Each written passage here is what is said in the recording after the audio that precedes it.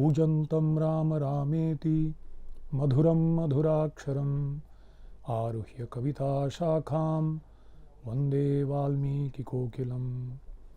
वाल्मीकिर्मुनिसिंहस्य कवितावनचारिणः शृण्वन् रामकथानादं को न याति परां गतिम्।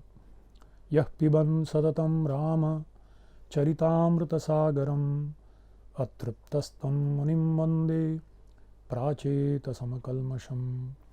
अतुलितबलधामं स्वर्णशैलाभदेहं धनुजवनकृशानं ज्ञानिनामग्रगण्यं सकलगुणनिधानं वानराणामधीशं रघुपतिकुलवरदूतं वायुजातं नमामि। गोष्पदीकृतवारीशं मसकीकृतराक्षसं रामायणमहामाला रत्नं वन्दे नीलात्मजम्। अंजनानन्दनं देवं जानकीशोकनाशनं कपीशम् अक्षहन्तारं वन्दे लङ्काभयङ्करम्। मनोजवं मारुततुल्यवेगं जितेन्द्रियं बुद्धिमतां वरिष्ठं वातात्मजं वानरयूथमुख्यं श्रीरामदूतं शिरसा नमामि। उल्लङ्घ्य सिन्धोः सलिलं सलीलं यः शोकवह्निं जनकात्मजायाः आदाय तेनैव ददाह लङ्कां नमामि तं प्राञ्जलिराञ्जनेयम्। आञ्जनेयमतिपाटलाननं काञ्चनाद्रिकमनीयविग्रहं पारिजाततरुमूलवासिनं भावयामि पवमाननन्दनं। यत्र यत्र रघुनाथकीर्तनं तत्र तत्र कृतमस्तकाञ्जलिं बाष्पवारि परिपूर्णलोचनं मारुतिं नमत राक्षसान्तकम्। आपदामपहर्तारं दातारं सर्वसम्पदां लोकाभिरामं श्रीरामं भूयो भूयो नमाम्यहम्। रामाय रामभद्राय रामचन्द्राय वेधसे रघुनाथाय नाथाय सीतायाः पतये नमः। वैदेही सहितं सुरद्रुमतले हैमे महामण्डपे मध्ये पुष्पकमासने मणिमये वीरासने सुस्थितम्। अग्रे वाचयति प्रभञ्जनसुते तत्त्वं मुनिभ्यः परं व्याख्यान्तं भरतादिभिः परिवृतं रामं भजे श्यामलं।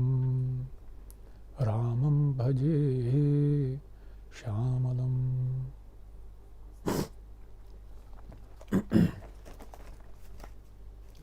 हरे कृष्णा, जय श्री राम। तो हमारे इस 3 दिवस के जो सुंदरकांड की प्रवचन की श्रृंखला है, उसमें पहले दिन हमने चर्चा किया कि हरि कथा, राम कथा, कृष्ण कथा हरि के अनंत अवतार हैं। हरि अनंत, हरि कथा अनंता।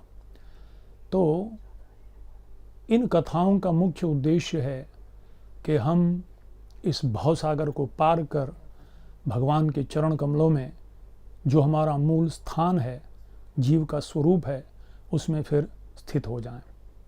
और वो तभी होगा जब हम ऐसे व्यक्तियों से सुनेंगे जिनके हृदय में भगवान के नाम, रूप, गुण, लीला के प्रति श्रद्धा और विश्वास है, जिनको भगवान के चरणों में प्रेम है। वही व्यक्ति के वचन सुनने से हमारे हृदय में भी जो भगवत प्रेम सुप्त अवस्था में है, बीज अवस्था में है, वो फलित होकर, उदित होकर, परिपक्व होकर फल के रूप में उस प्रेम का आस्वादन कराएगा। कल हमने ये चर्चा किया कि किस तरह से सुंदरकांड में सुंदर कौन है। सुंदरकांड ही, उसका वर्णन ही बहुत सुंदर है। उसमें प्रभु रामचंद्र जी का वर्णन बड़ा सुंदर है। सीता जी के निष्ठा, एक निष्ठा जो है प्रभु रामचंद्र जी के प्रति, उनकी भावना, उनका प्रेम, उनका दृढ़ विश्वास, वो बहुत ही सुंदर है। पर सुंदरकांड सबसे सुंदर हनुमान जी की उपस्थिति से है, जिनकी उपस्थिति शुरू से लेकर अंत 68 अध्यायों में भर भर के उनके गुणों का, उनके लक्षणों का, उनके भावनाओं का, उनके प्रेम का और उसका जो प्राकटीकरण है उनकी सेवा का अद्भुत तरीके से, सुंदर तरीके से उभर आता है और इसीलिए ये कांड सुंदर कांड कहलाता है।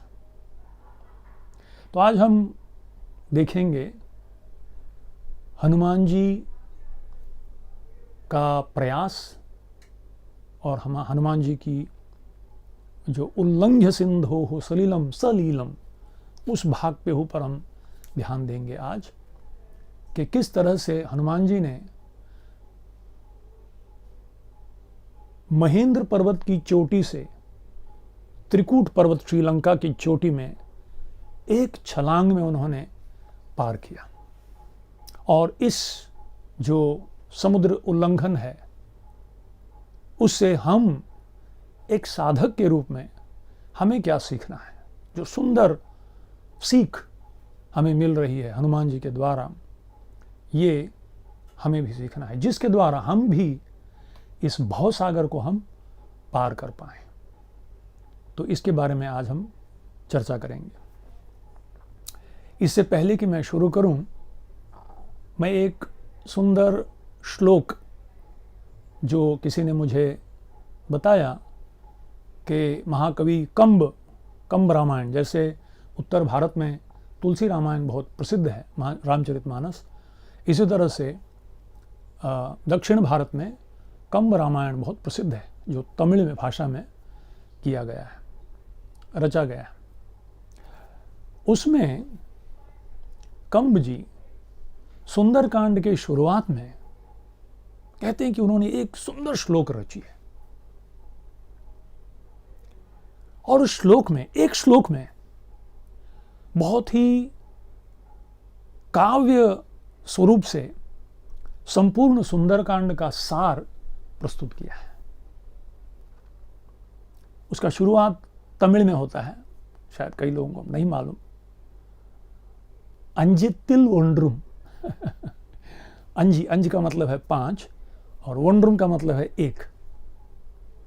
तो उन्होंने एक बहुत ही काव्यात्मक दृष्टि से एक श्लोक की रचना की है, जिसका सार ये है: 5 में से 1 में जन्म लेकर, 5 में से 1 का आश्रय लेकर, 5 में से 1 को पार कर, 5 में से 1 को आशा दिलाकर, बाकी 5 में से 1 को वहीं रखकर जो वापस रामचंद्र जी के चरणों में आए, उस हनुमान जी को हमारा प्रणाम। आप बोलेंगे भाई क्या हो गया, क्या है ये? गीता में, शास्त्रों में कहा गया है कि ये संपूर्ण विश्व पंचमहाभूत से बना हुआ है। क्षिति जल पावक गगन समीरा, भूमि, जल, अग्नि, वायु और आकाश, ये स्थूल रूप के पंचमहाभूत से संपूर्ण विश्व का निर्माण हुआ है। ये कहते हैं, कंब जी कहते हैं अपने रामायण के सुंदरकांड के पहले श्लोक में, 5 में से 1 में जन्म लेकर, तो 5 में से 1 है वायु, तो वायु पुत्र बनकर, जन्म लेकर, तत्पश्चात 5 में से 1 का आश्रय लेकर, आकाश मार्ग का उन्होंने आश्रय लिया, 5 में से 1 को पार कर, यानी समुद्र, पानी को पार किया, और 5 में से 1 को विश्वास और आशा दिलाया, पृथ्वी से आई हुई माता सीता, उनको आश्वासन देकर बाकी बचा क्या, आग लगा दिए लंका को और वहां से वापस आ गए। वायु के पुत्र आकाश के मार्ग का आश्रय लेकर, समुद्र को पार कर, पृथ्वी देवी से आई हुई सीता माता को आश्वासन देकर, बाकी बचे हुए पूंछ में जले हुए उस आग को संपूर्ण लंका दहन कर हनुमान जी वापस आए और रामचंद्र जी के चरणों में शुभ समाचार प्रस्तुत करते हैं। बहुत सुंदर तरीके से काव्यात्मक दृष्टि से कंब रामायण में ये वर्णन हुआ है। चलिए आगे चलते हैं। पिछले अध्याय में अयोध्या कांड में जब सुग्रीव अपने वानर सेना को 4 दिशाओं में भेजता है पता करने के लिए कि सीता जी कहाँ हैं, दक्षिण दिशा में जाने वाले हनुमान जी को ये जानते हुए कि माता सीता दक्षिण दिशा में गई हैं और निश्चित रूप से हनुमान जी ही शायद ढूंढ के लाएंगे, प्रभु रामचंद्र जी उनको अपना अंगूठी देते हैं और वहाँ से निकलते हैं वो, और अयोध्या कांड की समाप्ति होती है संपाति के कहने पर संपूर्ण वानर सेना आके समुद्र तट पर आ जाती हैं। कोने, भारत के एकदम दक्षिण भारत के कोने में, रामेश्वर में स्थान है। तो वहाँ चर्चा होता है, कल जैसे हमने बताया कि कौन कितना पार कर सकता है, और कोई अपना बताते हैं कि कैसे वो असमर्थ हैं इस कार्य को करने में, लंका को जाने में, समुद्र पार करने में। और तत्पश्चात जाम्बवान जी हनुमान जी को याद दिलाते हैं कि हनुमान, तुम्हारे अंदर वो शक्ति है, तुम्हारे अंदर वो सामर्थ्य है कि तुम इस सागर को पार करके लंका जा सकते हो। और जाम्बवान जी हनुमान जी को अपना उनका इतिहास सुनाते हैं, किस तरह से उनका जन्म हुआ, कैसे मेरू नाम के पर्वत के ऊपर केसरी राज निवास करते थे वानरों के राजा, और उस समय उनकी पत्नी अंजना देवी वायुदेव के कृपा से गर्भवती होती हैं और उनकी कृपा से उन्हें ये पुत्र प्राप्त होता है, पवन पुत्र हनुमान। उनका नाम आंजनेय होता है उस समय, और आंजनेय सब प्रकार की उनके शक्ति होती है। और एक दिन वो लेटे रहते हैं बचपन में, बाल शिशु, और माता अंजना उन्हें कुछ फल लाने के लिए जाती हैं बाहर, और हनुमान जी सूर्य को देखते हैं और उसे फल समझकर सीधे सहस्र योजन उस सूर्य को प्राप्त करने हेतु फल के रूप में वो जाते हैं। वहाँ राहु बीच में आ जाता है सूर्य को निगलने के लिए, तो हनुमान जी राहु को एक फल समझकर जाते हैं। तत्पश्चात राहु इंद्र के पास जाता है और इंद्र ऐरावत पर आते हैं, ऐरावत को एक फल समझकर हनुमान जी उसके पास जाते हैं। और ये देख कर कि ये बड़ा भीषण तरीके से हमारे ऊपर आक्रमण करने आ रहा है, इंद्र अपने वज्र के द्वारा हनुमान जी के ऊपर प्रहार करते हैं और वो ठोड़ी पर उन्हें लगती है और वो नीचे बेहोश होके प्राण ही प्रायशः त्याग देते हैं और वो एक पर्वत पर गिर जाते हैं, पृथ्वी पर। वायुदेव बहुत क्रोधित होके उन्हें गोद में लेकर एक गुफा में जाके बैठ जाते हैं और संपूर्ण ब्रह्मांड से वायु को समेट लेते हैं, और बिना वायु के सारे तीनों लोकों में उथल पुथल हो जाता है। और सब देवता ब्रह्मा जी के पास जाते हैं और ब्रह्मा जी सारे देवताओं को लेकर वायु के देव के पास आते हैं, और ब्रह्मा जी अपने हाथों से उस बालक आंजनेय पे हाथ फेरते हैं, जिससे उन्हें पुनः प्राण प्रवेश करता है और जाग जाते हैं। और सब देवता मिलके भर भर के उन्हें आशीर्वाद देते हैं, अपनी शक्ति प्रदान करते हैं और उन्हें एक अमोघ बना देते हैं, और आप चिरंजीवी हो, लाखों करोड़ों साल तक आप जिएंगे, जब चाहे तब तक आप जिएंगे और आप वज्र या ब्रह्मास्त्र से भी आप इससे सुरक्षित रहेंगे, आपको उसमें कोई नाश नहीं होता। इस तरह से इतने सारे वरदान पाते हैं, इतनी सारी शक्ति पाते हैं, पर है वो बालक और अपना वानर स्वभाव तो नहीं छोड़ दें। तो हनुमान जी एक बालक के रूप में बहुत नटखट हो जाते हैं और आसपास के जो ऋषि मुनि हैं वो बहुत ही विचलित हो जाते हैं कि शरारती से हनुमान जी की, छोटा हनुमान उनकी शरारती से बहुत विचलित होकर बड़े दया भाव से, बड़े प्रेम से उन्हें एक शाप देते। और वो शाप क्या है? कहते हैं अमोघ शापैहि शप्तस्तु, हम एक ऐसा शाप दे रहे हैं तुम्हें हनुमान आंजनेय के दीर्घ काल तक तुम्हें स्मरण नहीं होगा कि तुम्हारी शक्ति क्या है, पर जब तुम्हें कोई याद दिलाएगा तब तुम्हारे अंदर वो सारी शक्तियां फिर से प्रकट हो जाएंगी। ये नाम हनुमान इंद्र देते हैं, क्योंकि हनु ठोड़ी के ऊपर उन्हें चोट लगा था, तो बोले इंद्र के वज्र से लगने के कारण तुम्हारा नाम हनुमान होगा। तो इससे हमें सीखने वाली बात क्या है? एक साधक के रूप में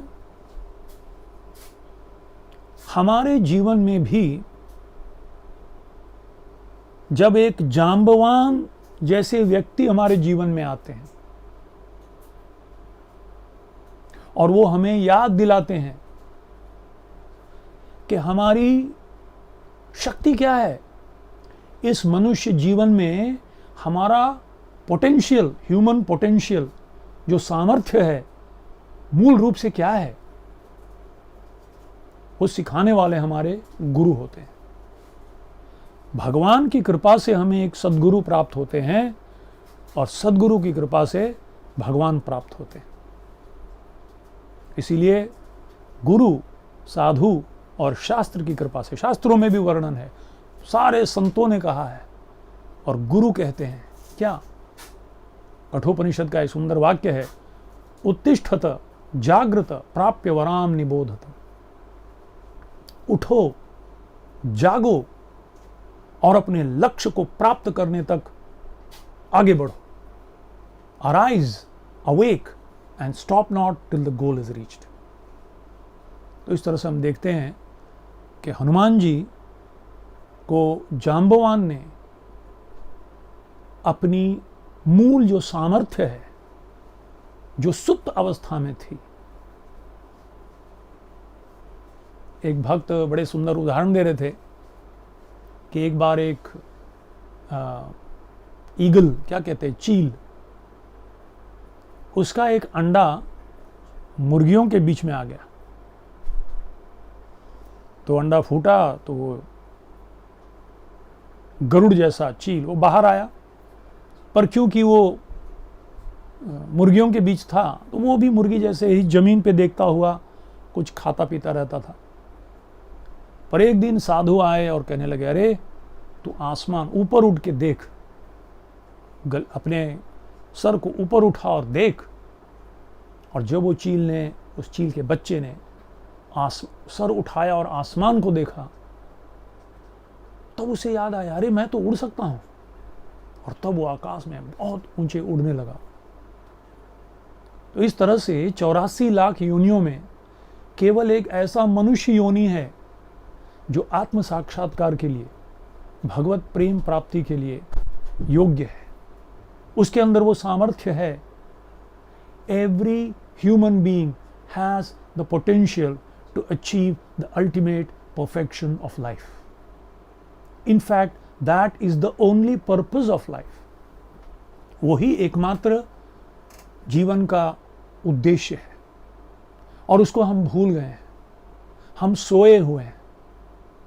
और इसीलिए एक सद्गुरु हमारे जीवन में आते हैं, उत्तिष्ठत, उठो, जागृत, जागो, प्राप्य वराम निबोधत।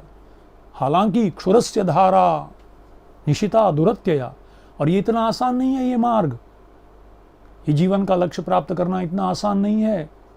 दुर्गम पथः कवयो वदन्ति, ये बहुत दुर्गम पथ है। पर इस दुर्गम पथ में उत्तीर्ण होने के लिए, यशस्वी होने के लिए कुछ लक्षण, कुछ गुण हमें प्राप्त करनी चाहिए, और वो यहाँ हनुमान जी सुंदर तरीके से प्रकट करते हैं। तो इसीलिए श्री चैतन्य महाप्रभु कहते हैं, जीव जागो गौरचंद्र बोले, कोता निद्रा जायो माया पिशाचीरा खोले।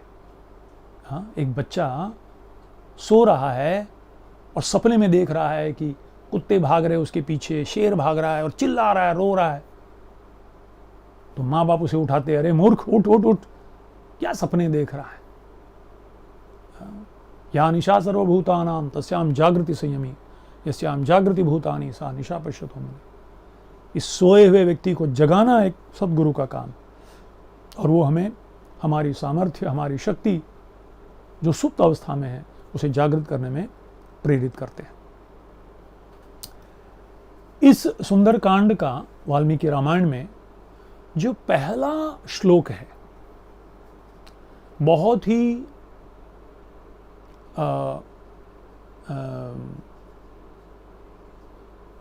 It has potential meaning. बहुत सारे इसमें भर भर के इसमें एक रहस्य, वैदिक शास्त्रों का सार का रहस्य उसमें छिपा हुआ है। वो श्लोक कैसा है? ततो रावण नीतायाः सीतायाः शत्रुकर्षणः येषु पदमन्वेष्टुम चारणा चरिते पथि।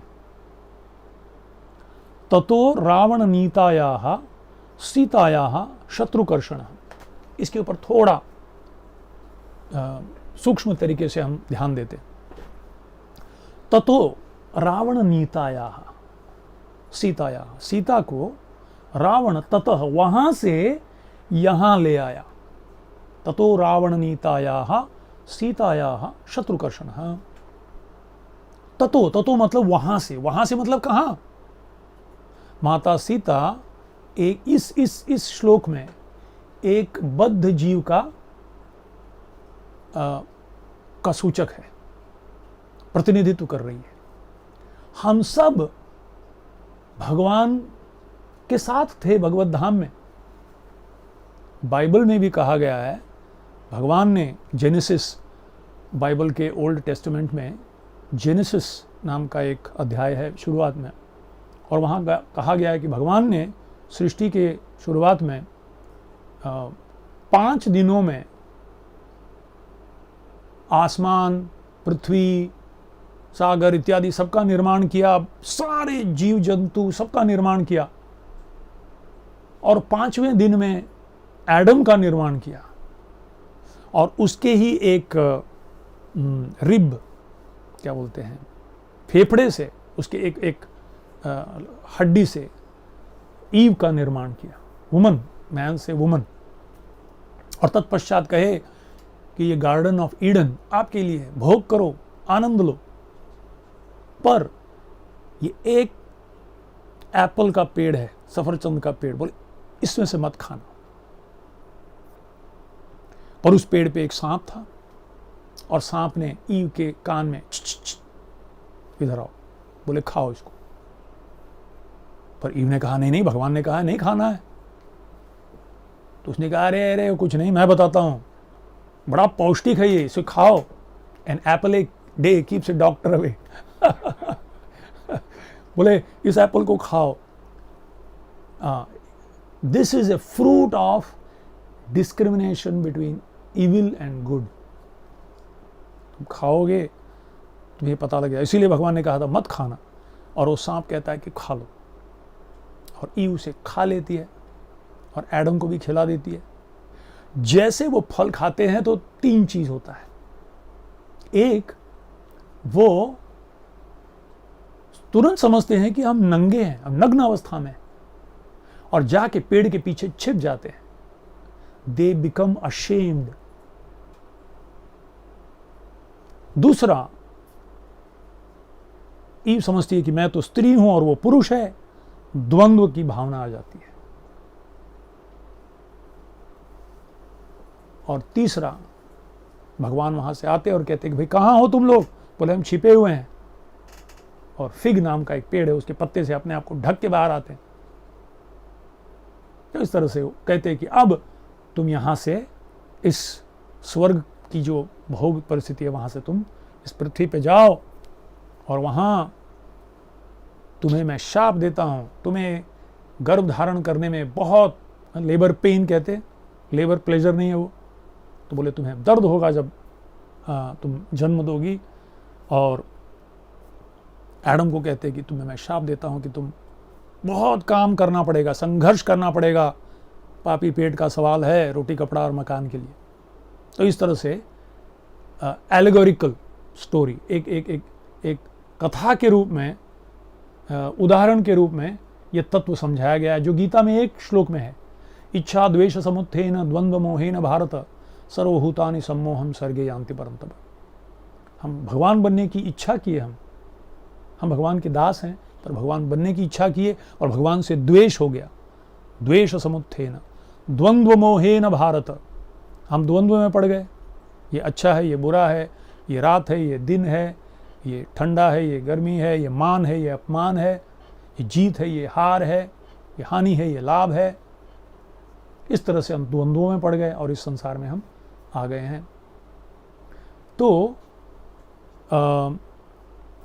ततो रावण नीताया, तो जब हम भगवान से विमुख हुए तो रावण, अहंकार और अज्ञान रूपी रावण ने हमें पकड़कर, घसीटकर इस लंका में, त्रिकूट पर्वत के लंका में ले आया, और हम उस लंका में बद्ध अवस्था में है। इस शरीर जिसमें 10 इंद्रियां हैं, 10 मुंडी वाला रावण हमें पकड़ के रखा हुआ है, बंदी बना के रखा हुआ है। अनंत काल से हम बंधे हुए हैं, निस्सहाय, कोई निकलने का इतना, इस संसार के सागर को पार करना नामुमकिन है। ऐसी परिस्थिति में हम, इस राक्षसी परिस्थिति में हम फंसे हुए हैं। तो ततो रावण नीतायाः सीतायाः शत्रुदर्शनः, शत्रुकर्षणः। अच्छा, अब इस परिस्थिति से बाहर निकलना है तो एक ही व्यक्ति हमें सहायता कर सकता है, और वो कौन है? वो व्यक्ति शत्रुकर्षणः, जिसने अपने हृदय के सारे शत्रुओं को नियंत्रण किया है, शत्रुओं को नियंत्रण किया है। सबसे बड़ा शत्रु कौन है? शास्त्र में वर्णन है कि जिसने 6 प्रकार के वेग को नियंत्रण किया है, वो अपने शत्रुओं को नियंत्रण किया है। 6 प्रकार के वेग, वाचो वेगम, मनस वेगम, क्रोध वेगम, जिह्वा वेगम, उदर उपस्थ वेगम। वाणी का वेग, मन का वेग, क्रोध का वेग, जिह्वा, उदर और उपस्थ का वेग, इन 6 वेगों को जिसने नियंत्रण किया है, पृथ्वी से शिष्यात, वो पूरे पृथ्वी को शिष्य बनाने वाला एक सद्गुरु बन सकता है। यानी इस संसार में रहकर भी इस संसार के नहीं जो हैं, इस संसार से परे हैं। पद्म पत्र में वाम्बसा, कमल के पत्ते जैसे, कीचड़ में होते हुए भी कीचड़ से अलिप्त हैं। केवल ऐसा व्यक्ति इस संसार में आकर इस संसार के बद्ध जीवों को निकालकर भगवान के चरणों में वापस ले जाने की, जिसके अंदर क्षमता है, सामर्थ्य है, वो शत्रुकर्षणः। ऐसे सद्गुरु अगर भगवान की कृपा से किसी के जीवन में आ जाए तो उसके निराशमय जीवन में मोघाशा, मोघ कर्माणो मोघ ज्ञाना विचेतसः, उनके आशा में, निराश में आशा, अज्ञान में ज्ञान, और उनके विफल प्रयासों में सफलता मिलने की पूरी संभावना है। तो इस तरह से पदम अन्वेष्टुम चारणा चरिते पथि, और उसे ढूंढने के लिए आचार्य भगवान के संदेश को लेकर उस स्थान से, ततो उस स्थान से शत्रुकर्षणः, इस संसार में आते हैं और हम जैसे बद्ध जीवों को ढूंढते हैं, और अगर थोड़ी सी भी प्रामाणिकता देखते हैं तो उन्हें वो संदेश देते हैं और हमें प्रोत्साहन देकर वापस आने के लिए योग्य बनाते हैं। तो हनुमान इस संसार में अन्वेष्टुम, ढूंढने के लिए, अन्वेषण जो मैंने बताया था उसके लिए आते हैं। और चारणा चरिते पथि, अच्छा वो किस मार्ग का पालन करते हुए आते हैं? जो देवताओं का मार्ग है। महाजनो ये नगत सपंथा, सारे पूर्व आचार्यों ने जिस मार्ग से चला है उस मार्ग का अनुकरण करते हुए उस मार्ग का अनुसरण करते हुए वो इस संसार में आते हैं।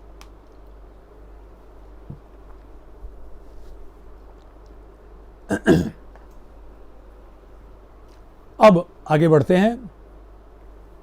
हनुमान जी जब महेंद्र पर्वत पर खड़े होते हैं, जाम्बवान जी उनको याद स्मरण कराने के बाद, तब उनके अंदर 3 चीजें देखने योग्य है। एक, उनका विश्वास, तीव्र आत्मविश्वास। दूसरा, दृढ़ निश्चय। और तीसरा, नम्रता। कहां से कैसे नजर आता है? उनकी नम्रता हम देखते हैं जब वो छलांग मारने से पहले बड़े नम्रतापूर्वक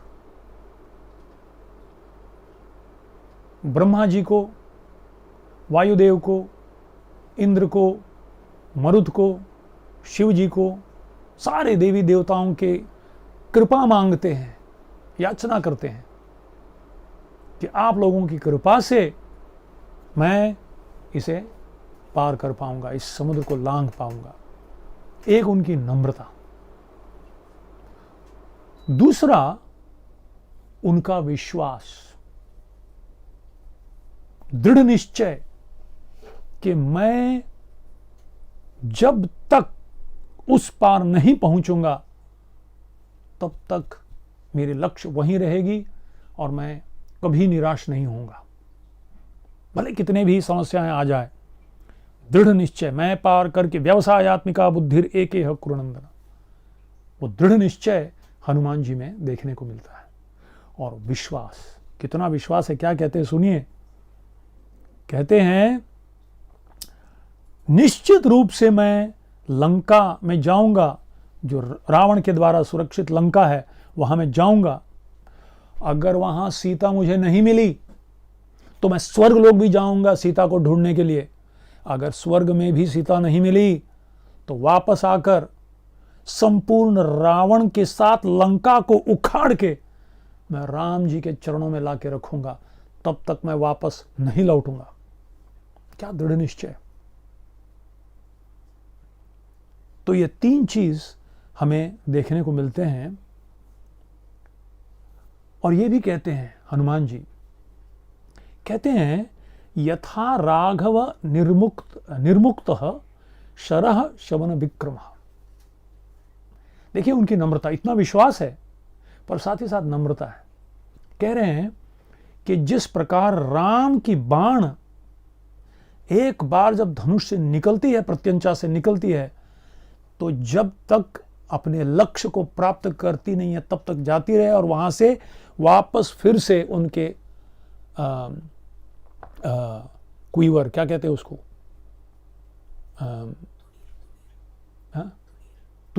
तुनीर, हाँ, उस पे वापस जब तक मैं नहीं आता तब तक वो रुकते नहीं। बोले उस तरह, यानी मैं उस तीर जैसा हूं। तीर में ताकत नहीं होती, तीर के अंदर धार होता है, पर तीर को हाथ से फेंकेंगे तो कुछ नहीं होगा। पर तीर को जब धनुष की प्रत्यंचा में चढ़ाते हैं तब तीर में वो वेग, वो रफ्तार आती है। इसी तरह से हनुमान जी कहते हैं मैं तो उस तुच्छ तीर जैसा हूं, पर अब प्रभु रामचंद्र जी की सेवा, प्रभु रामचंद्र जी की का स्मरण करते हुए मैं जब इस प्रत्यंचा से मैं जब निकल रहा हूँ, उनका स्मरण, उनकी शक्ति, और इसीलिए हम कहते हैं मूकम करोति वाचालम पंगुम लंघयते गिरिम यत् कृपातमहं वंदे परमानंद माधवम। तो मूकम करोति वाचालम, अगर प्रभु की कृपा किसी पर हो जाए तो मूक व्यक्ति भी अंधा देखे लंगड़ा चल चल पहुंचे काशी रे। तो इस तरह से अंधा देखने लगता है, गूंगा बोलने लगता है, पंचम स्वर में गूंगा बोले, और पंगुम लंघयते गिरिम, एक लंगड़ा भी हिमालय को पार कर जाता है। ये आत्मविश्वास हमारे में नहीं, भगवान की कृपा में है। भगवान की कृपा में ऐसी शक्ति है, वो अंधे को पूरा दृष्टि दे देता है, लंगड़े को पार करा देता है।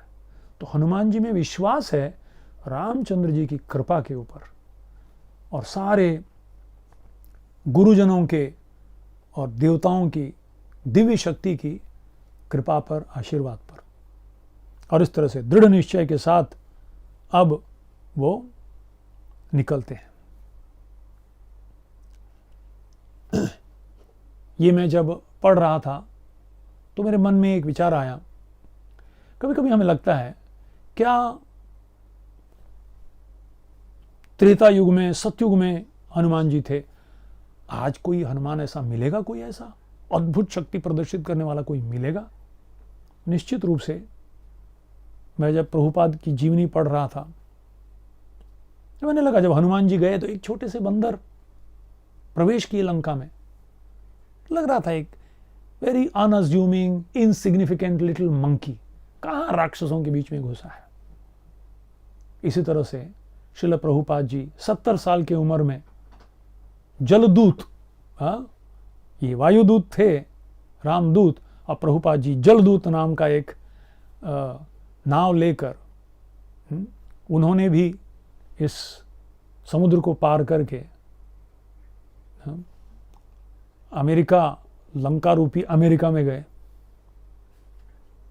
और वहाँ के लोगों को, उसमें जो प्रामाणिक लोग थे, जो भगवान की तीव्र खोज कर रहे थे, ऐसे लोगों को राम का नाम दिया, भगवान का नाम दिया, chant and be happy. The hippies became happies, हिप्पियों को हैप्पी बना दिया। तो इस तरह से चारणा चरिते पथी, उस मार्ग में अगर हम भी चलेंगे तो हमारे अंदर भी भगवान वो ऐसी शक्ति संचारित कर सकते हैं। इसलिए चैतन्य महाप्रभु कहते हैं भारत भूमि ते मनुष्य जन्म होइल हजार, जन्म सार्थक करी करो परोपकार। जो भी भारत भूमि में जिसका जन्म हुआ है, बहुत बड़ी जवाबदारी है, बाय डिफॉल्ट टू द जवाबदारी है, अपने जीवन को सफल करो और दूसरों को उनके जीवन सफल करने में सहायता करो। चलिए आगे बढ़ते हैं। अब तो पहला अद्भुत कार्य हनुमान जी ने छलांग मारा, पूरी विश्वास के साथ, दृढ़ निश्चय के साथ, और आगे बढ़े। तो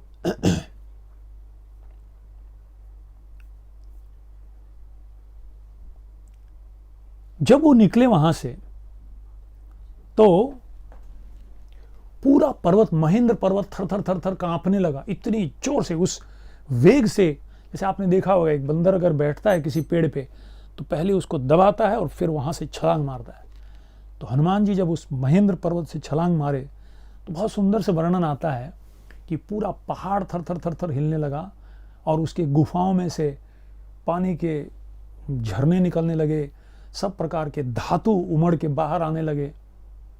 वहाँ विद्याधर और चारण जो आराम विहार कर रहे थे, वो भय के कारण आसमान में उड़ के चले गए, ऋषि मुनि वहाँ से भाग गए, प्राणी सब समूह वहाँ से भागने लगे, सांप निकलकर डसने लगा पत्थरों को, आग निकालने लगा, सब भयभीत हो गए। और जब हनुमान जी उछल के गए आकाश मार्ग में, जैसे आप अगर रेलगाड़ी निकल रही है और सिग्नल में वहाँ खड़े हो तो हम देखते हैं जब रेलगाड़ी जाती है तो बहुत सारे छोटे पत्ते, पेपर के टुकड़े सब साथ साथ में ले जाते हैं, धूल के साथ उड़ा के ले जाते हैं। इस तरह से जब हनुमान जी कहते हैं, जब छलांग मारे, विशाल काय को धारण किए, एक विशाल स्वरूप को धारण किए, और जब छलांग मारे तो सारे पेड़ पौधे उखड़कर काफी दूर तक हनुमान जी के साथ जाते रहे, मानो कोई एक अपना ही परिवार का व्यक्ति दूर देश के लिए अगर जा रहा हो तो हम जैसे उनको छोड़ने के लिए एयरपोर्ट जाते हैं इस तरह से सारे पेड़ पौधे महेंद्र पर्वत से उनको थोड़ी दूर तक इस बड़ी लंबी यात्रा में टाटा बाय बाय करने के लिए तो वो भी पीछे पीछे गए और बाद में वो समुद्र में नीचे पड़ गए। इस तरह से बहुत सुंदर से यहाँ वाल्मीकि ने अपना काव्यात्मक दृष्टि को बहुत सुंदर से प्रस्तुत किया है। ऐसे ऐसे सुंदर सुंदर उदाहरण देते हैं। और तत्पश्चात वो जब इतने रफ्तार से जाते हैं हनुमान जी कि उस समुद्र भी उसके वेग से दो भागों में बंटकर समुद्र के सारे जीव जंतु वो है नजर आने लगते हैं। जैसे किसी के कपड़े उतार दिया जाए तो नग्न अवस्था में कैसे उसके अंग नजर आते हैं, ऐसे समुद्र के पानी हट जाते हैं और सारे जीव जंतु जो वहाँ से दिखने लगते हैं। और इस तरह से देवता उनका गुणगान करने लगते हैं, गंधर्व गाने लगते हैं, अप्सराएं नाचने लगती है और दूसरे ऋषि मुनिगण पुष्प वृष्टि करते हैं, हनुमान जी को गुणगान करते हैं। दूसरी बात, दूसरा अद्भुत कार्य हनुमान जी ने क्या किया। एक तो छलांग मारा पूरे विश्वास के साथ, दृढ़ निश्चय के साथ। दूसरा, जब हनुमान जी इस तरह से आकाश मार्ग से जा रहे थे समुद्र के ऊपर, तो समुद्र के अधिष्ठान देवता सागर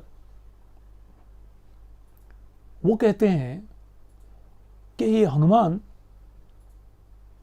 प्रभु रामचंद्र जी के सेवा में जा रहे हैं। और रामचंद्र जी के जो पूर्वज थे सगर महाराज, जो इक्ष्वाकु वंश के बहुत बड़े राजा थे, उन्होंने मुझे मदद किया था, मेरी सहायता की थी सागर के पूरे विश्व भर में फैलाने में। उनके 60,000 पुत्रों ने खोद खोद के सागर को विशाल किया था। तो बोलते मैं उनका ऋणी हूं। और वो प्रभु रामचंद्र जी की सेवा में जा रहे हैं जो उस रघुवंश में आए हैं, उस सगर महाराज के वंश में आए हैं। तो ये हमारा कर्तव्य है कि उन्हें जो ऋण है हमारे ऊपर उसे हमें चुकाना है, क्योंकि उसी वंश के हैं रामचंद्र जी और उन्हीं की सेवा में हनुमान जी जा रहे हैं। और इतना ही नहीं, उस समुद्र के अंदर एक मैनाक पर्वत होता है जो सोने का बना हुआ पर्वत है और जिसके पंख हैं।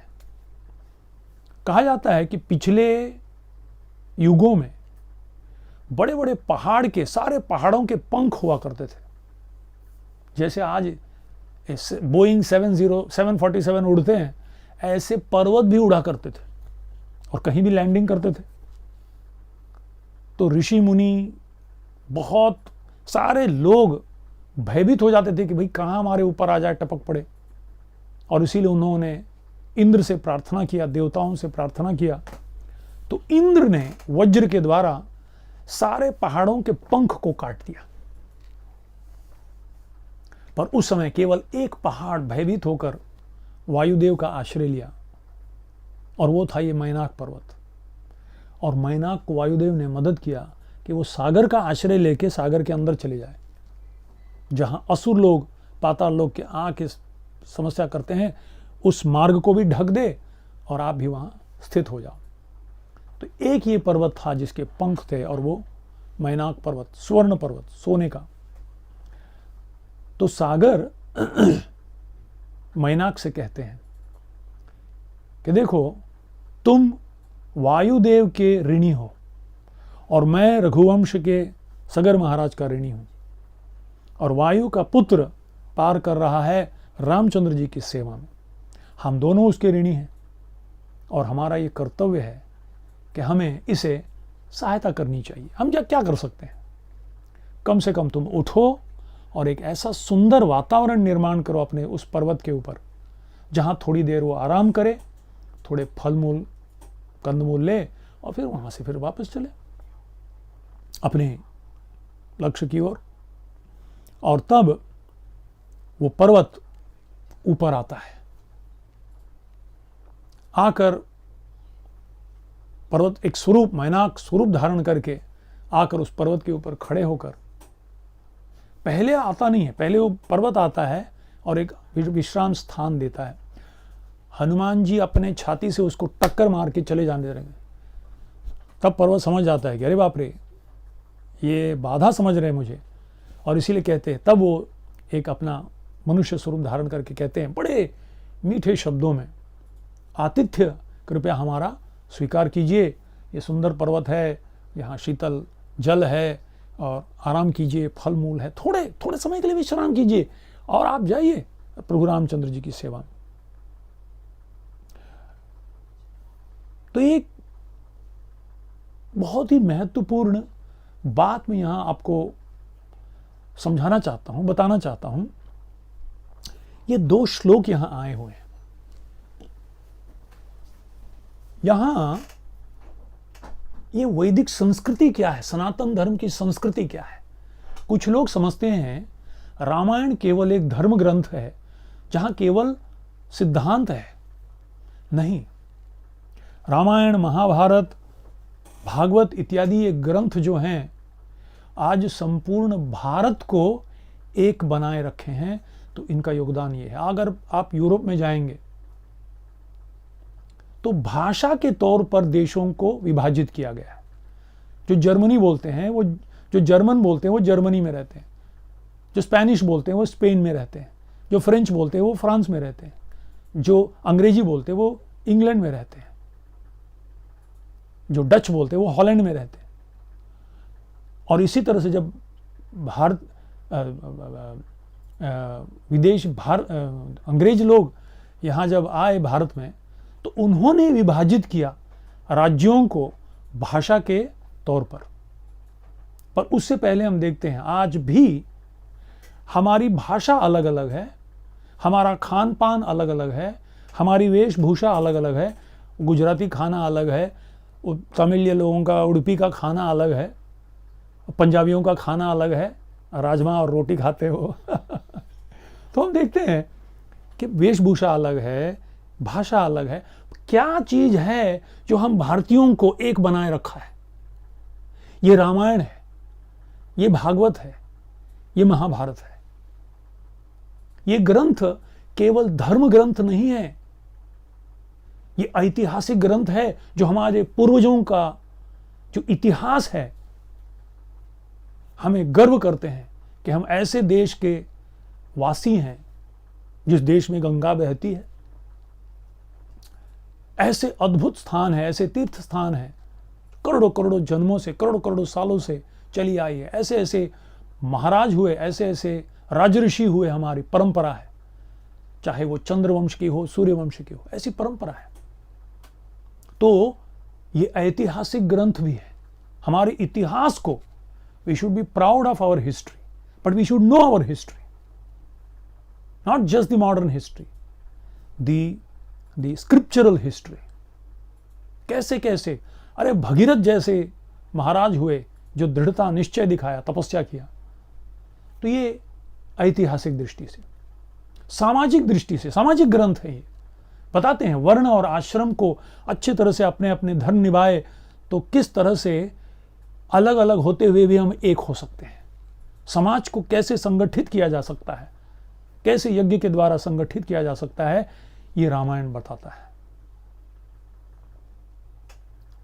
तो इस तरह से न केवल ये धर्म ग्रंथ है, न केवल ये केवल सामाजिक रूप से दर्शाता है, ऐतिहासिक रूप से, सांस्कृतिक रूप से भी इस ग्रंथ में अगर आप पढ़ेंगे तो सूक्ष्म दृष्टि से हमारी संस्कृति क्या है। जैसे जैसे मैंने एक उदाहरण दिया, उदाहरण में संस्कृति बताई गई है। हनुमान जी उड़े तो सारे पेड़ ऐसे आए मानो अपने परिवार के सदस्य को दूर देश में जाते वक्त कुछ दूर हम छोड़ के जाते हैं। और यहां एक बहुत सुंदर श्लोक आता है अतिथि किल पूजार्हः प्राकृतोपि विजानता धर्मम जिज्ञासिता तेन किम पुनर्यादृशो भवान। मैनाक हनुमान जी से कहते हैं, जो व्यक्ति धर्म जिज्ञासा मानम, जो आध्यात्मिक दृष्टि से प्रगति करना चाहता है, वो व्यक्ति धर्म के पथ पर चलना चाहता है, एक अतिथि, एक मामूली अतिथि भी अगर घर में आए तो उसे पूजनीय समझकर अतिथि देवो भव ऐसे पूजा करता है। तो आप जैसे महात्मा आए हैं प्रभु की सेवा में, तो मेरा अहोभाग्य है, कृपया कोई आपके चरण स्पर्श करके जाइए। तो ये हमारी संस्कृति है। हमारी संस्कृति कहती है कि जब भी हम इस पृथ्वी पर जन्म लेते हैं तो 5 लोगों के प्रति हम ऋणी हैं। देवता के प्रति हमारा ऋण है, ऋषियों के प्रति हमारा ऋण है, भूत जीवों के प्रति हमारा ऋण है, लोगों के प्रति हमारा ऋण है, हमारे पूर्वजों के प्रति हमारा ऋण है। और इन ऋणों को चुकाए बिना कोई व्यक्ति जाता है, वो चोर है। किसी से ऋण लिया आपने, पैसा लिया और पैसा नहीं दिया और मर गए, वो ऋण आपके पीछे आएगा, अगले जन्म में भी आपको आके सताएगा, वही पुनर्जन्म का कारण हो जाता है। इन ऋण को चुका के जाना पड़ता है। तो देवताओं के ऋण क्या है? सूरज से हम प्रकाश लेते हैं, उष्णता लेते हैं। सूरज लाइट बिल नहीं भेजता हमें, चंद्रमा शीतलता प्रदान करती है, भूदेवी हमें निवास स्थान देती है, रेंट नहीं भेजती। वो भले सरकार रेंट लेता है पर हमें भूदेवी नहीं लेती, उसका हम शोषण कर रहे हैं पर वापस नहीं दे रहे हैं। तो इनके प्रति अग्निदेव, अग्नि का उपयोग करते हैं हम लोग, खाना बनाते हैं। तो ये सब देवताओं का ऋण है हमारे पास। वायु, हम सांस लेते हैं, नाक के ऊपर अगर वायुदेव मीटर लगा दे और हमको बोले कि भाई भरो, पैसा भरो, तो सांस ले रहे हैं हम। तो देवता ऋण, देव ऋण। फिर ऋषि ऋण, हम जो भी ज्ञान प्राप्त किए हैं, आध्यात्मिक और भौतिक, कई ऋषियों ने अपना संपूर्ण जीवन देकर ये ग्रंथों की रचना की है, ये ज्ञान हम तक लाए हैं। भूत, गाय हमें दूध देती है, एक पेड़ पौधे हमें अपना प्राण त्याग कर हमारे प्राण को बचाए रखते हैं। एक छोटा सा अर्थवम, अर्थवम को क्या कहते हैं हिंदी में, वो भी हमारे जो मिट्टी है उसको उपजाऊ बना देती है। तो इतने सारे, और छोटे भंवरे हैं, तितलियां हैं, वो पॉलिनेशन करती है, फूलों से फल बनाने में मदद करती है। एक सांस लेने के लिए हम कितने जीवों के ऊपर निर्भर हैं और हम उन जीवों को मार काट देते हैं। ऋण हमें सोचते भी नहीं। तो भूत ऋण। फिर नृ ऋण, क्या आपने कपड़ा आपने बनाया, आपका घर आपने बनाया, ये चश्मा आपने बनाया, आपके जूते आपने बनाया? कोई तो है ना, कोई मोची है जो जूता बनाता है, कोई सुतार है जो कपड़ा बनाता है, कोई सुतार है जो हमारा फर्नीचर बनाता है, कोई घर बनाता है, कोई कपड़ा बनाता है। हमने पेड़ नहीं उगाया, उसमें से ये नहीं, सूत नहीं काटा हमने। अब बोलेंगे हम पैसा तो देते हैं ना, पैसा हो आपके पास, अगर वो कला नहीं हो तो फिर ये कहाँ से आएगा हमारे पास? तो किसी ने तो कला को संग्रह करके पीढ़ियों से चला आए हैं। तो नृ ऋण है हमारा, उनके प्रति भी हमारा ऋण है। और फिर पितृ ऋण, इस शरीर को प्राप्त करने के लिए हमारे माता पिता, उनके माता पिता, पूर्वजों ने हमें ये शरीर दिया है। बहुत सुंदर साधन है जिससे परम साध्य को प्राप्त किया जा सकता है। तो ये ऋण है हमारा, और ये ऋण चुकाए बिना जाना, हम चोर हैं, फिर चोरी का अपवाद लगेगा। तो देवताओं का ऋण चूकता है जब हम पूजा पाठ करते हैं देवताओं का। ऋषि ऋण चूकता है जब हम इन ग्रंथों का अध्ययन करते हैं, समझते हैं, अपनाते हैं और 4 लोगों को बांटते हैं, तो ऋषि ऋण चूक जाता है। फिर भूत ऋण, असंख्य जीवों के हम ऋणी हैं। खाने का पहला हिस्सा निकालकर, या कौवे को या एक कुत्ते को या कोई भिखारी को निकाल के जब दे देते हैं तो एक सिंबॉलिक रूप से हम उस ऋण को चुका रहे हैं, भूत ऋण। फिर पितृ ऋण, हमारे पूर्वजों का जो शरीर दिया है वो ऋण चुकाते हैं जब हम संतान उत्पन्न करके उनको हमारे सीखे हुए ज्ञान को प्रदान करते हैं, तब हम ऋण से मुक्त हो जाते हैं। या हम श्राद्ध क्रिया करते हैं पूर्वजों को संतुष्ट करने के लिए। और पांचवा है नृऋण, और नृऋण को चुकाना है तो अतिथि यज्ञ। अतिथि देवो भव। हमारी संस्कृति ऐसी है, अतिथि, तिथि मतलब जिसका समय नहीं, अपॉइंटमेंट नहीं है, अपने कहीं आ गए बस टपक पड़े, भले बोझा लगे, पर अतिथि बिना कोई सूचना के अगर हमारे घर में कोई आ जाए, हमारी संस्कृति कहती है अतिथि देवो भव। महाभारत में एक श्लोक है कि ये यज्ञ है, अतिथि यज्ञ, भूत यज्ञ, देव यज्ञ। तो ये अतिथि का सत्कार करना एक यज्ञ है जिसके द्वारा हम नृऋण को चुका रहे हैं। तो भाई अतिथि की सेवा कैसे करनी चाहिए? 5 प्रकार से अतिथि सेवा होती है। ये महाभारत में एक श्लोक में वर्णन है। चक्षुः दध्यात्, मनो दध्यात्, वाचम दध्यात् सुनृताम, अनुव्रजेत उपासीत स यज्ञः पंच दक्षिणा। यज्ञ में दक्षिणा देते हैं तब हम यज्ञ से, ऋण से चुक जाते हैं। तो अतिथि आता है ना, तो ये यज्ञ है और उस यज्ञ को पूर्ण करना है तो 5 प्रकार की दक्षिणा अतिथि को देना है। अच्छा, ये 5 प्रकार की दक्षिणा क्या है भाई? 5 चीजें दो अतिथि को। पहले चक्षुः दध्यात्, अतिथि को अपना आंख दो। मनो दध्यात्, अतिथि को अपना मन दो। वाचम दध्यात्, वाणी दो। अनुव्रजेत, उनके पीछे पीछे चलो। उपासित, वो जहां बैठे उनके साथ बैठो। तो ये क्या ये 5 प्रकार की दक्षिणा? कहते हैं चक्षुर दध्यात्, अतिथि के 5 यज्ञ हैं, 5 दक्षिणा है। एक चक्षुर दध्यात्। चक्षुर दध्यात् मतलब अतिथि आए तो बड़े प्रेम से उनको देखो, घूर घूर के मत देखो, आ गया सुबह सुबह, कुछ टाइम नहीं, अपॉइंटमेंट नहीं है। चक्षुर दध्यात्, बड़े प्रेम से उसको देखो। शत्रु भी आए तो उसको मित्र के रूप में देखना है। ये हमारी संस्कृति है। भले हम पालन या करें या ना करें दूसरी बात है, पर संस्कृति के थोड़ा कण भी आ जाए, उस सिंधु का एक बिंदु भी आ जाए, तो हम सुसंस्कृत लोग हैं। This is a cultured civilization, not an animalistic civilization. Here right is might, not might is right. पशु जीवन नहीं। तो ये संस्कृति है। चक्षुर दध्यात्, अपने आंख दो, प्रेम भरे आंखों से देखो। मन दो, उस व्यक्ति की भलाई सोचो। मनोदध्यात्, भाई कैसे हो, अब थके तो नहीं हो, दूर से आए हो, भूख लगी होगी, थोड़ा आराम कर लीजिए, पहले स्नान वान कर लीजिए। मनोदध्यात्, मन से उस व्यक्ति का हित सोचो, संवेदनशील होकर उसके बारे में सोचो, बेचारा दूर देश से आया हुआ है, थका हुआ है।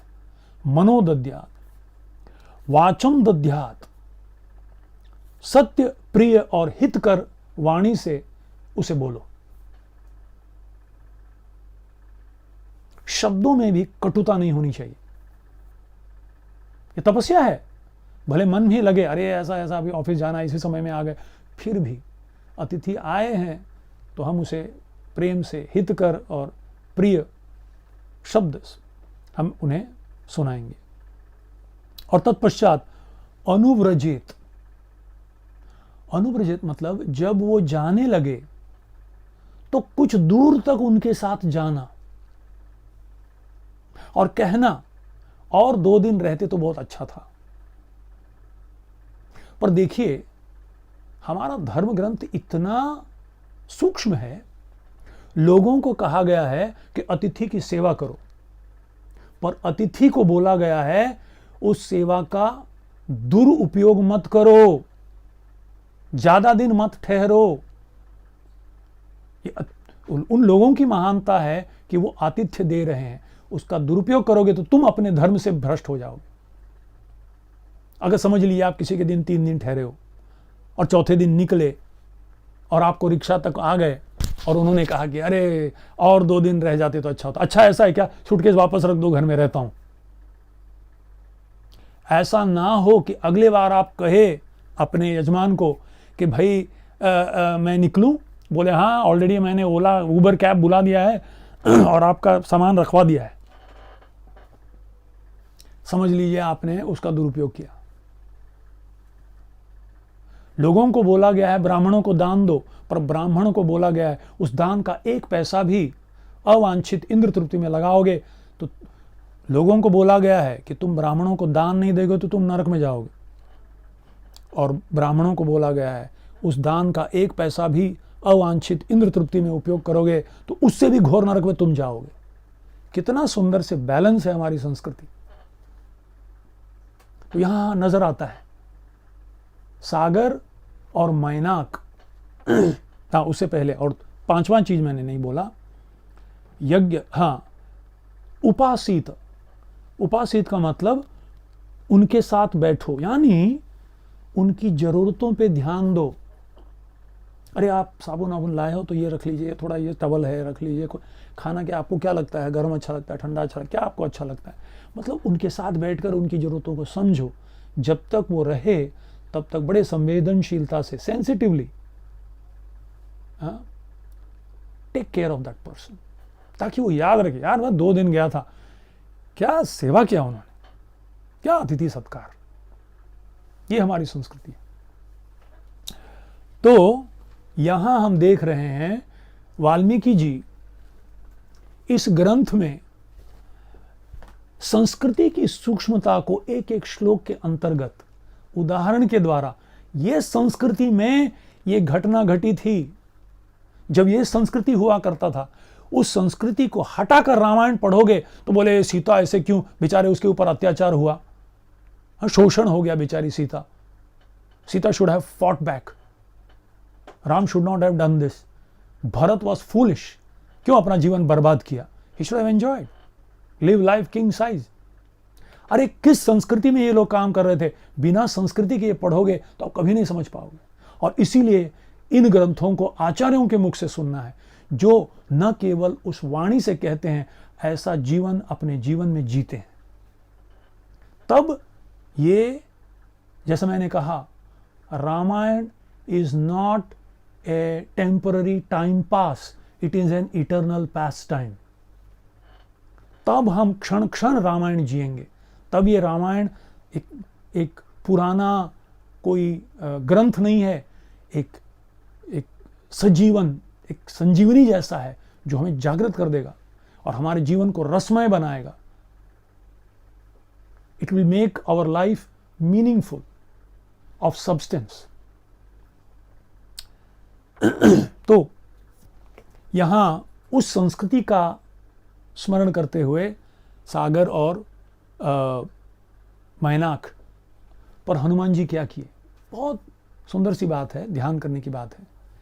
हनुमान जी कृतज्ञता पूर्वक उन्हें मानसिक रूप से स्वीकार किए और उस पर्वत को स्पर्श किए अपने हाथों से और कहे कि नहीं, मैं अभी एक कार्य पे निकला हूं, I am on A mission, Ram की सेवा में निकला हूं, इस सेवा में आराम हराम है मेरे लिए। आपकी बड़प्पन है कि आपने सुंदर आतिथ्य दिया है, मैं उसे मानसिक रूप से स्वीकार किया हूं, धन्यवाद। और वहां से वो उसको स्वीकार किए मानसिक रूप से और वहां से निकल पड़े। तत्पश्चात तीसरा, जब देवताओं ने देखा कि हनुमान जी तो एक बहुत बड़े असंभव कार्य में लगे हुए हैं, तो देवताओं के मन में एक संशय हुआ, क्या सही में हनुमान के अंदर वो सामर्थ्य है कि वो इस सागर को पार करे? चलो इसकी हम परीक्षा लेते हैं। और हनुमान जी की परीक्षा करने के लिए देवताओं ने नाग माता सुरसा देवी को पुकारा और कहा, देवी, हे माते, हे सुरसा, तुम हनुमान के रास्ते में बाधा बन जाओ। तो सुरसा ने एक राक्षसी का रूप धारण किया, जिसके हाथ पैर नहीं, केवल सर और मुंह, इतने बड़े मुंह, और मुंह खोलकर समुद्र से बाहर आई वो, इतना बड़ा मुंह।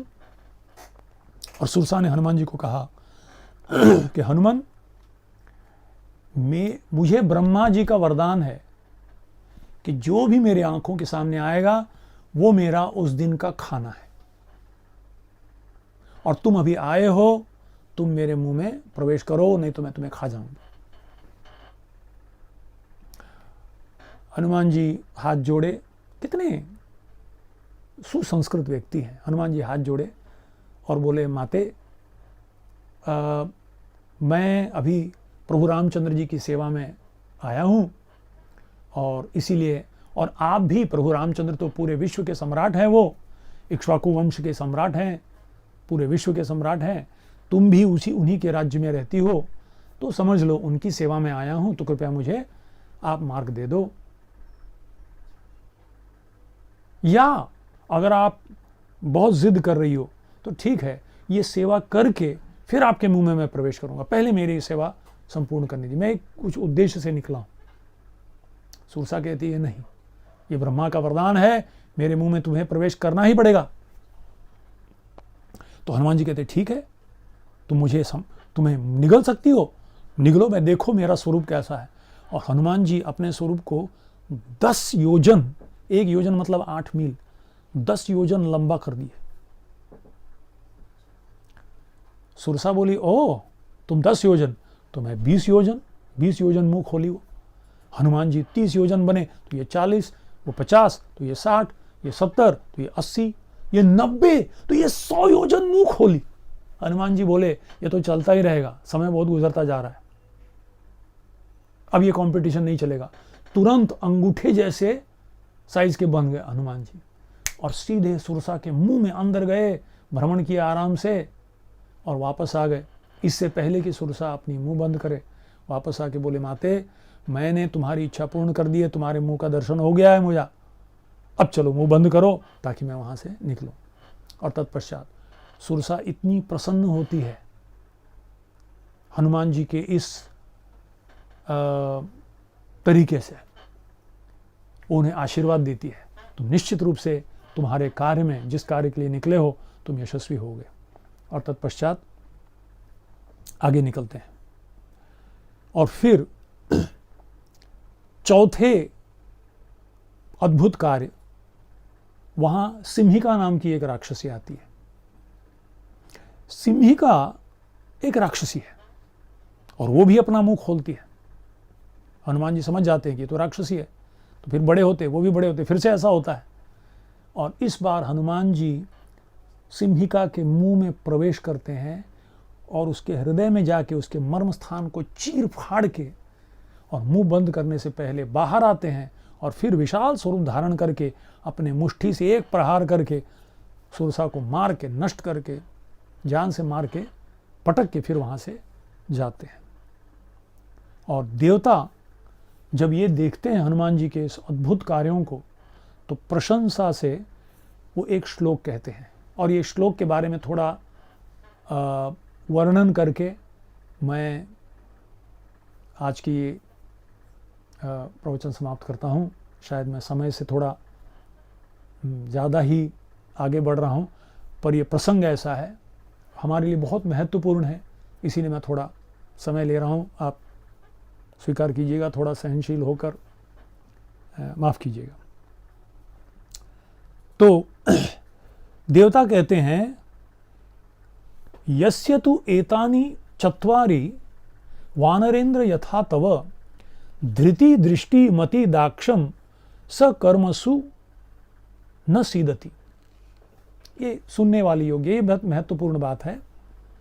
हे वानरों में श्रेष्ठ, जो कोई भी साधक, जो कोई भी व्यक्ति ये 4 गुण जो आपने दर्शाया है, धृति, दृष्टि, मति और दाक्षम, ऐसा व्यक्ति जो कार्य भी स्वीकार करता है उस कार्य में निश्चित रूप से यशस्वी होगा, कभी वो निष्फल नहीं होगा वो कार्य।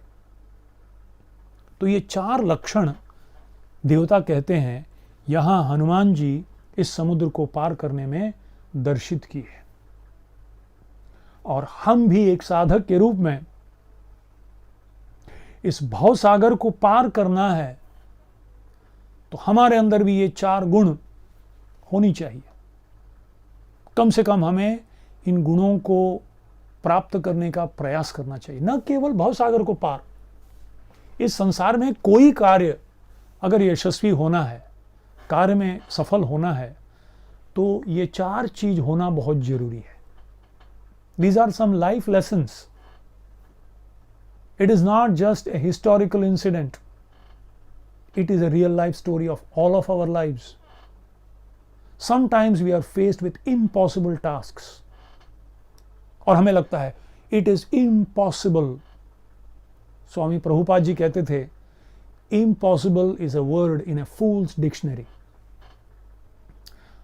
अगर प्रभुपाद कहते मैं तो 70 साल का हूं, मेरे पास केवल 40 रुपया है, समुद्र को पार करके अमेरिका जाऊंगा, कहां रहूंगा, क्या खाऊंगा, कैसे होगा, असंभव है। और अगर वो एक कदम भी आगे नहीं लेते तो आज हम यहां कैसे होते। और ये प्रभुपाद जी ने अपने शब्दों से कहा, ये impossible is a word in the fools dictionary. ये शब्द असंभव, एक मूर्ख, प्रयास करना हमारा कर्तव्य है। वो संभव या असंभव वो प्रभु के हाथ में, पर प्रयास करना, not living any stones unturned. तो ये कौन से 4 चीज हनुमान जी ने दर्शाया, कौन से गुण। पहला, धृति। एक साधक को हमने निश्चय किया है कि इस मनुष्य जीवन में मृत्यु से पहले हम आत्म साक्षात्कारी बनेंगे, सेल्फ रियलाइजेशन को प्राप्त करेंगे, भवसागर को पार करेंगे, जन्म मृत्यु जरा व्याधि पुनरपि जननम पुनरपि मरणम पुनरपि जननी जठरे शयनम। ये समुद्र भवसागर जिसमें असंख्य लहरें, जन्म मृत्यु जरा व्याधि की लहरें, इसको हम पार करेंगे। कौन पार कर सकता है? जिसके अंदर वो धृति, धृति मीन्स डिटर्मिनेशन, दृढ़ निश्चय, कुछ भी हो जाए, कितनी भी समस्या क्यों ना आए, मैं सर कटा सकते हैं लेकिन सर झुका सकते नहीं। ये दृढ़ निश्चय जब तक हमारे हृदय में नहीं होगी तब तक जिस कार्य को हम अपनाने वाले हैं अब यशस्वी नहीं होंगे। उत्तिष्ठत जागृत प्राप्य वराम निबोधत। हम तब तक नहीं रुकेंगे, तब तक नहीं झुकेंगे, तब तक नहीं थकेंगे, तब तक नहीं रुकेंगे जब तक हम लक्ष्य को प्राप्त नहीं करेंगे। वो दृढ़ता अगर नहीं है तो इस मार्ग को अपनाओ ही मत। आध्यात्मिक साधना, भक्ति प्राप्त करना, भगवत प्रेम प्राप्त करने की जो साधना है वो अपनाओ, इस मार्ग में जाओ ही मत अगर ये दृढ़ निश्चय नहीं है। तो ये हनुमान जी दिखा रहे हैं जब वो कहते हैं कि मैं सीता को लाऊंगा, लंका में जाऊंगा, सीता नहीं मिली तो स्वर्गलोक में जाऊंगा, स्वर्ग में नहीं मिली तो रावण को भी उखाड़ के लंका के साथ लाऊंगा, पर वापस नहीं लौटूंगा जब तक अपने कार्य में यशस्वी नहीं होऊंगा। ये धृति, ये दृढ़ निश्चय पहला लक्षण होना चाहिए एक साधक अगर वो भक्ति में गंभीरता से प्रगति करना चाहता हो। दूसरी बात,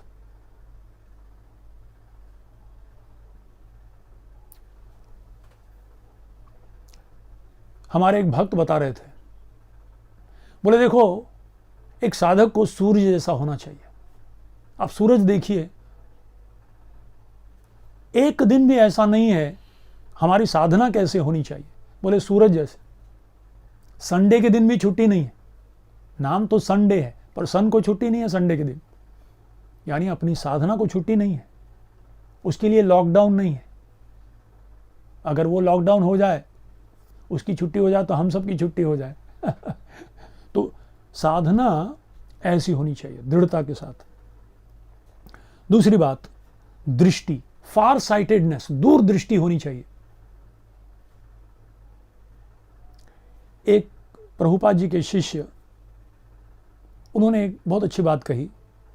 बोले, obstacle is what you see when you lose sight of your goal.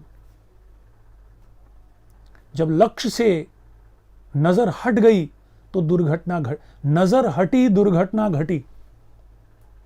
दुर्घटना कब होती है? जब लक्ष्य से नजर हटती है। सतर्क नहीं रहेंगे कि हमारा लक्ष्य उधर है, then failures are a stepping stone to success. Failure is a wonderful opportunity to rejuvenate our energy. तो यहां हम देखते हैं, जब हम साधना में लगते हैं, भक्ति में, तो हमें लोग सम्मान देने लगते हैं। अरे प्रभु जी, आप तो कितने महान हो, कितना सुंदर प्रवचन देते हो, कितने सुंदर शब्द कहते हो, कितने लोगों को प्रेरणा दे रहे हो। पूजा, लाभ, प्रतिष्ठा, ये सब मिलेगी। हनुमान जी को मालूम था, ये जो लोग मुझे सुविधा दे रहे हैं, मुझे देखकर नहीं दे रहे हैं, मैं जिनकी सेवा में लगा हुआ हूं उसे देखकर दे रहे हैं। रामचंद्र की सेवा में लगा हूं। सागर, रघुवंश के सगर महाराज को देख के इनको सम्मान दे रहा था। मैनाक, वायुदेव को देखकर इन्हें सम्मान दे रहा था। साधक को समझना चाहिए, जो भी गुणगान हो रहा है, पूजा, लाभ, प्रतिष्ठा मुझे मिल रही है, ये मेरे लिए नहीं है। मैं जिनका प्रतिनिधित्व कर रहा हूं उनके लिए है। तो भावतः परित्याग, उसे भावनात्मक रूप से लो, पर उसका परित्याग करो। उसमें अगर अटक गए तो फिर लटक गए।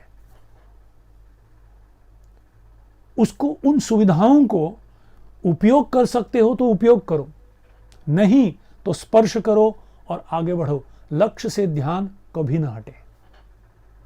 तो कोई भी कार्य में अगर लक्ष्य के ऊपर ध्यान रहेगा तो then obstacles are stepping stone to success if you are far sighted, दूरदृष्टि।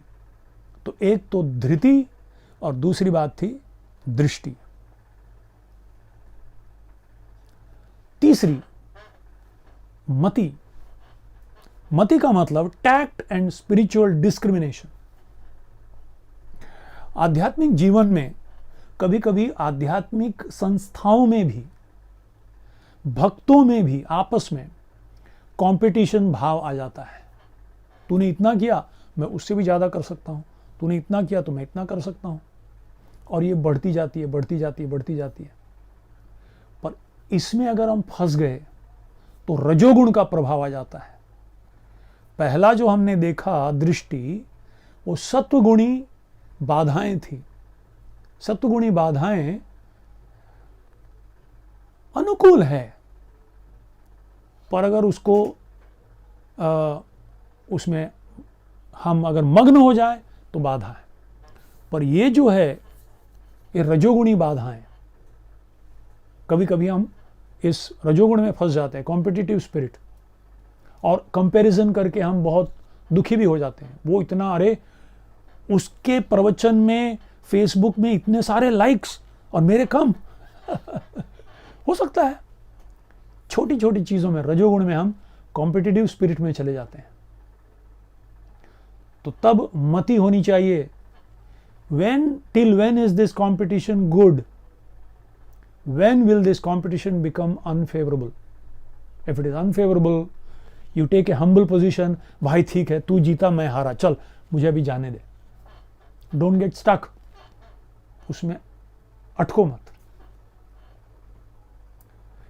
हम शास्त्र में देखते हैं, पृथु महाराज 100 यज्ञ करना चाहते थे।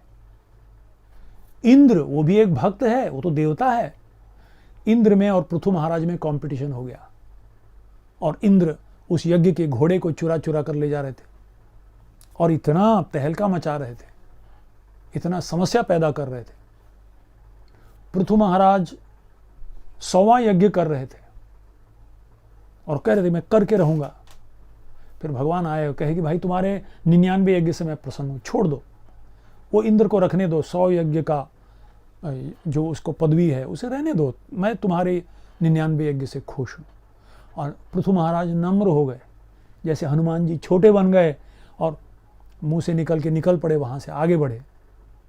हमारा सौ यज्ञ करना हमारा जीवन का उद्देश्य नहीं है, प्रभु को प्रसन्न करना हमारा उद्देश्य है। अगर प्रभु प्रसन्न हो रहे हैं तो ठीक है ना, मैं हारा, तुम जीते भाई।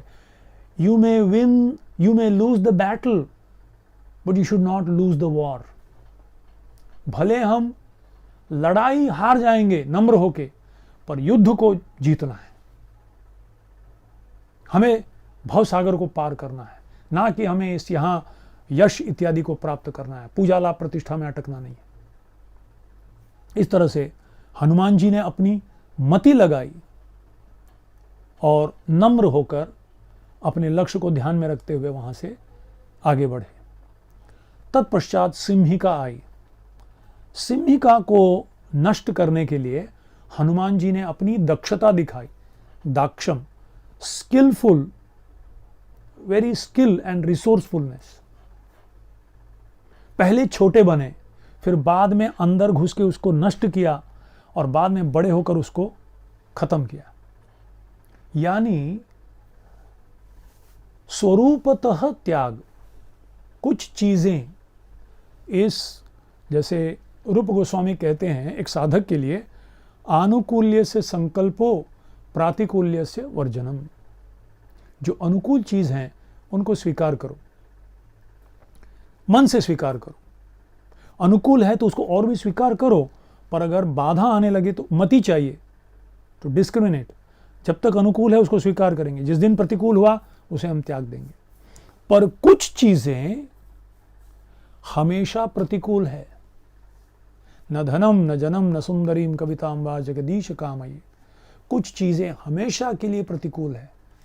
भोग प्रवृत्ति, त्याग प्रवृत्ति, ये सब हमेशा के लिए प्रतिकूल है। उसको जड़ से हमें निकाल देना। जैसे सिंहिका के हृदय में जाके उसको खत्म कर दिया हनुमान जी ने, इस तरह से प्रतिकूल भावनाएं जो भक्ति में आती हैं उन्हें जड़ मूल से हमें समूल निकाल कर उसे नष्ट करना चाहिए, नहीं तो हमारे इस कार्य में हम यशस्वी नहीं होंगे। और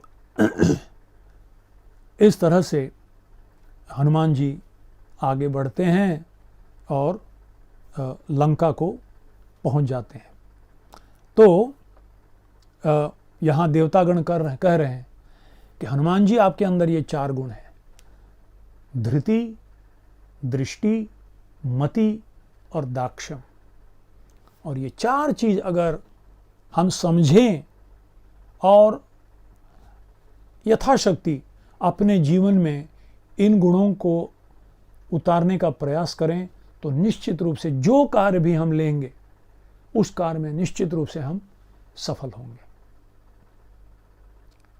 मुझे आज सुबह एक हमारे भक्त ने फ़ोन किया और कहा कि प्रभु जी, इस लॉकडाउन के समय में what is your advice for us. क्या आप एडवाइस करोगे इस लॉकडाउन के समय में। तो मैंने उनको कहा, लॉकडाउन के इस वरदान को, लॉकडाउन एक वरदान है। आप कहेंगे क्यों, कैसे? देखिए, इसको किस दृष्टि से आप देखोगे, दृष्टि चाहिए इसको देखने के लिए भी। परीक्षित महाराज को, पूरे विश्व के सम्राट को 7 दिन में तुम मर जाओगे ऐसा शाप मिल गया।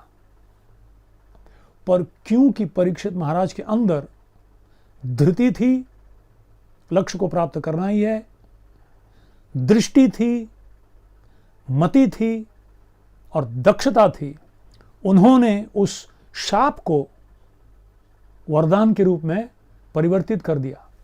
7 दिन के लॉकडाउन का उपयोग किया और करोड़ों जन्मों का जो ये लॉकडाउन है इस भौतिक संसार में, उससे वो निकल पड़े। कोई भी परिस्थिति हमारे लिए इट इज नॉट ए कर्स। तथाकथित शाप भी अगर धृति हो, दृष्टि हो, मति हो और दक्षता हो तो उस शाप को भी हम वरदान में परिवर्तित कर सकते हैं। और वो परीक्षित महाराज ने 7 डेज लॉकडाउन में उस शाप को वरदान में परिवर्तित करके अपने जीवन को, भवसागर को पार किए। तमोपयातुम प्रतियंतु विप्रा, वो जो करना है सबको करने दो, आप गाते जाओ और मैं सुनते जाऊंगा। कथा को सुने, समझे, अपने जीवन में उतारे। अमृत का पार कर रहे थे, राम कथामृत, कृष्ण कथामृत, हरि कथामृत, अमृत का जो पान कर रहा है, मृत्यु का क्या भय उसके लिए। तो इसीलिए मैंने कहा उसको, लॉकडाउन के इस वरदान को, जो समय मिला है, लॉकडाउन के इस वरदान को लूट सके तो लूट, इससे पहले कि कोरोना वायरस की प्राण न जाए छूट। हो जाएगी, जब कोरोना वायरस चली गई तो लॉकडाउन बंद हो जाएगा। इस समय का लाभ लो और इस तरह से धृति, दृष्टि, मति और दक्षता के साथ कृपया ये हनुमान जी के द्वारा सुंदरकांड में ये सुंदर सीख जो हमें हनुमान जी ने अपने उदाहरण से दिखाया है और यशस्वी करके शत्रुओं के देश में जाकर सर्जिकल स्ट्राइक करके फिर वापस आए बड़े यशस्वी होकर।